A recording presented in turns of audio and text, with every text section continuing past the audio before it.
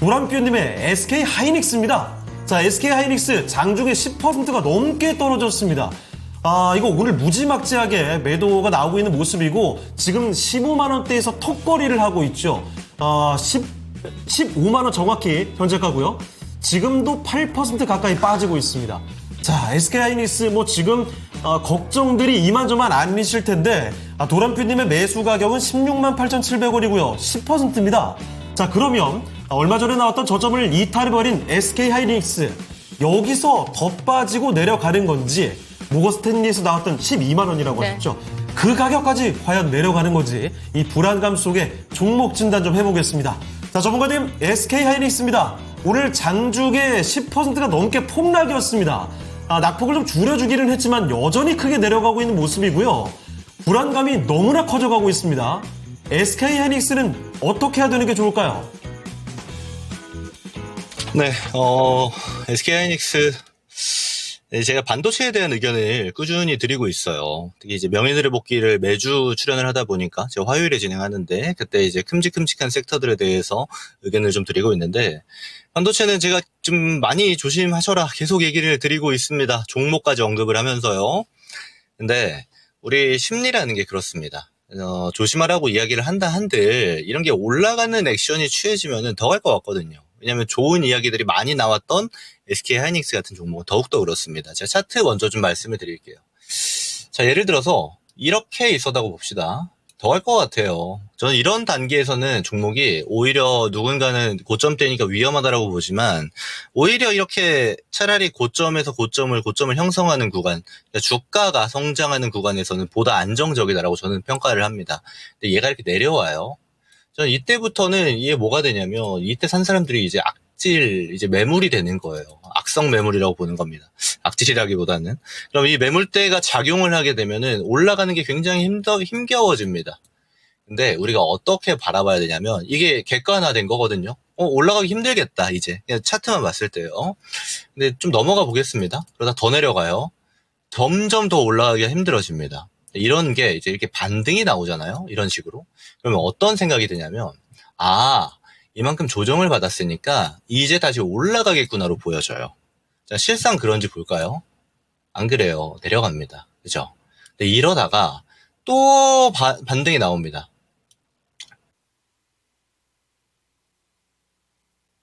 고점대를 낮춰가는 우하향 그래프입니다. 주가는 올라갈 때 한 방에 올라가지 않아요. 올라갔다 조정 받고 가고요. 내려갈 때 어떻게 될까요? 내려갔다가 반등, 내려갔다 반등 이러면서 내려갑니다. 이런 측면들을 우리가 멀리서 바라보게 되면 다 이해할 수가 있는데 실제로 투자하게 되면 심리라는 게 들어가기 때문에 오히려 이런 반등 포인트에서 제가 동그라미 치는 더 올라갈 것 같은 느낌이 계속 든다라는 겁니다. 그래서 보통 그런 데에서 우리가 많이 물리기도 하고요. 자, 그래서 저는 웬만하면 이렇게 고점 형성하고 많이 밀려버린 종목들은 대장주건 뭐건 안 보는 게 최대한 좋다 이런 말씀을 항상 같이 드리고요. 또 하나 이제 다른 뷰가 뭐냐면 다른 반도체랑 SK하이닉스는 좀 차이가 있습니다. 뭐냐면 같이 움직이는 게 이스페타시스나 한미반도체, 이오테크닉스 같은 종목들이 있는데 PSK홀딩스도 있고요. 근데 그런 HBM 단 종목들이랑 SK하이닉스의 가장 큰 차이점이 뭐냐면 이건 좀 긍정적인 건데 SK하이닉스는 실적 베이스로 가고 있다는 거예요. 예를 들어서 엔비디아 칩을 사기 위해서 캐펙스 투자를 늘리는 기업이 발생한다. SK하이닉스는 같이 당연히 좋은 기업입니다. 왜요? 거기서 매출이 주로 발생을 하는 기업이기 때문에 그렇습니다. 자, 그래서 저는 어떤 얘기 드리고 싶냐면 지금 구간대 정도면 좀 홀딩해 봅시다라고 말씀을 드리려고 해요. 일단 반도체에 지금 낙폭이 발생했던 큰 어떤 궤를 만들어줬던 게 어떤 거였냐면 이런 겁니다. AI 버블. AI 투자 오케이. AI 캐펙스 늘리는 거 오케이. 좋은데 AI 투자에서 돈 버는 거 엔비디아만 버는 거 아니야? 그냥 AI를 가지고 돈 버는 기업이 많지 않기 때문이에요. 투자하는 기업은 많은데.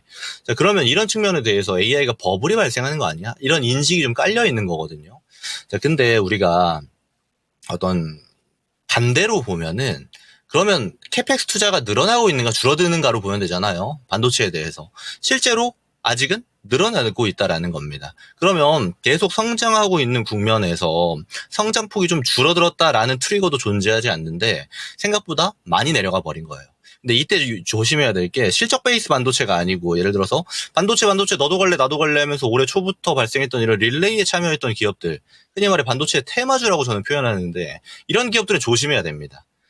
상승했다가 하락하면은 다시 그만큼 올라가기가 쉽지가 않아요. 근데 SK하이닉스는 저는 좀 기다려보면 괜찮을 것 같습니다. 실제로 지금 AI 버블론, 그러니까 AI 버블에 대한 이런 뭐랄까 공포감 이런 것들이 좀 꺼져야 되는 시기가 필요한 거고요. 그 시기가 지나가게 되면 다시 한번 출발하는 시점이 좀 도래되지 않을까라고 좀 판단을 하는데, 우선 제가 첫 단추에 대해서 말씀 많이 드려요. 첫 단추를 잘 꿰어야 그 다음 스텝이 쉽습니다. 주식 투자는. 근데 일단 첫 단추에 이 기술 반등의 고점에 이제 물려버린 게 되는 거잖아요. 이렇게 되면 뭐가 문제냐면 큰 수익을 봐야지 하고 홀딩하기가 사실 지금 쉽지 않습니다. 우상향 곡선을 그리기가 쉽지 않기 때문에. 그럼 제가 말하는 거에 뭔가 역설적이죠. 기간 투자가 들어가야 되는데 기간 투자 이후에 이렇게 올라가는 시점에서는 오히려 지금 같은 구간대가 뭐가 되냐? 저항이 돼버릴 수가 있어요. 저는 그래서 두 가지 트랙 중에 하나를 고르셔야 됩니다. 뭐냐? 차라리 지금 반도체가 좋은 내용이 많이 없고 조심해야 되는 기간이다 보니까 이쪽에다가 비중을 더 실어서 예를 들어 저가 매수를 더 해서 평단을 좀 낮춘 다음에 진행해 보자가 될 수가 있겠고, 두 번째는 아예 그냥 기다리는 겁니다. SK하이닉스로 수익을 안 보더라도 다른 비중으로 다른 섹터로 다른 종목으로 수익할 수 있잖아요. 저는 근데 후자의 전략을 좀 권장을 드리는 게, 이쪽이 아무래도 지금처럼 금리 인하라는 키워드를 통해서 제가 이번 추석 연휴 때 해상풍력 가지고 강의도 드리고 했습니다만은, 금리 인하 키워드에 해당하는 기업들이 당연히 더 주목을 받을 거예요. 오늘만 해도 50bp 인하를 해버렸으니까. 그럼 이미 금리 인하 국면에 진입한 지금 이 순간부터는 다른 섹터에 오히려 눈이 더 가야 되는 겁니다. 뭐 바이오도 있을 수 있고 신재생도 되겠고요. 뭐 예를 들면은 실제로 지금까지 주목받지 못했던 유틸리티 쪽도 될 수 있겠고, 그럼 이런 쪽으로 시선을 좀 돌리는 게 필요해 보이기 때문에 저는 오히려 반도체에 더 투자하는 것보다는 지금 평단에서 지금 비중 정도 유지하시고, 이제 3분기 실적이 나오게 되면은 아무래도 SK하이닉스는 이제 반등 뷰가 나올 가능성이 높습니다. 근데 그것이 전고 때까지 가느냐? 이거는 저는 아직 물음표예요. 다만 지금 평단 정도는 충분히 줄 수 있는 거고, 여기서 슈팅이 좀 세게 나온다라면 18만 원대 정도까지는 볼 수 있는 이런 가격대는 준다라고 저는 판단을 하거든요. 대장주 입장에서. 그랬을 때 이 시간 투자를 같이 하시고 나머지 비중은 금리 인하의 키워드를 맞춰서 투자를 해보자라고 말씀을 드려보도록 하겠습니다.